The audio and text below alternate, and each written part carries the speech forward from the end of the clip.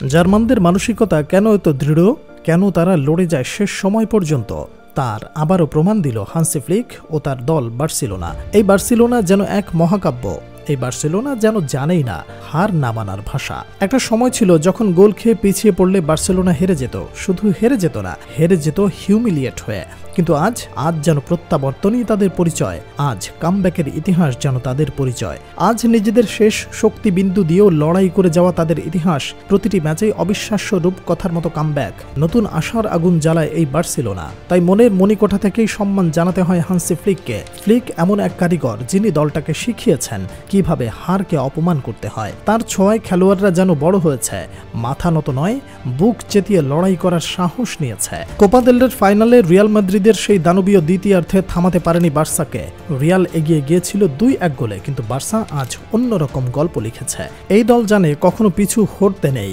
El Clasico তথা Copa del রের final জয় শুধু এক ম্যাচের গল্প নয়, এ এক নতুন স্বপ্নের দরজা। চ্যাম্পিয়ন্স লিগ থেকে লা লিগা সব ট্রফির আহ্বান যেন সামনে দাঁড়িয়ে।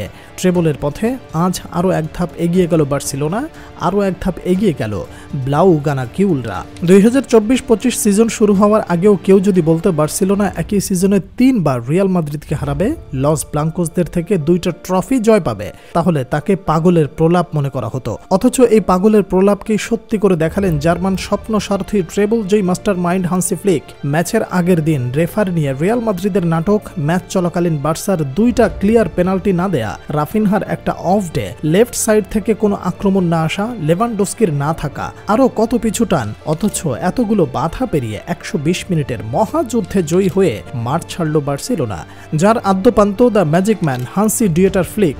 7 ফাইনালে 7 জয়। ফাইনালের আগেই মাদ্রিদ যখন রেফারির কাণ্ডে ব্যস্ত, তখন তিনি একদম ঠান্ডা। বললেন আমরা জেতার জন্য মাঠে নামবো। তারপর মাঠে নামলেন, একটা অবিস্মরণীয় রেমন্টাডা উপহার দিলেন, জয় করলেন আরও একটি শিরোপা। বার্সেলোনা এখন সব টিমের ঊর্ধ্বে, রেফারির ভুল ডিসিশনের ঊর্ধ্বে। কামব্যাক ওভার কামব্যাক, নাটক জমিয়ে মঞ্চ মাতিয়ে শেষ হলো গল্প, যার শুরুটা পেদ্রি আর শেষটা লিখল কুন্দে। শুধু মাঝপথে এসে মঞ্চটা জমিয়ে দিলেন কিলিয়ান এমবাপে আর লিয়ান শুয়েমেনিরা।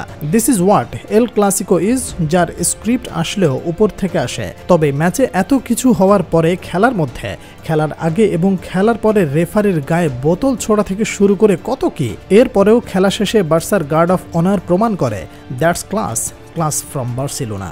জার্মানদের মানসিকতা কেন এত দৃঢ়, কেন তারা লড়ে যায় শেষ সময় পর্যন্ত, তার আবারও প্রমাণ দিল হান্সি ফ্লিক ও তার দল বার্সেলোনা। এই বার্সেলোনা যেন এক মহাকাব্য।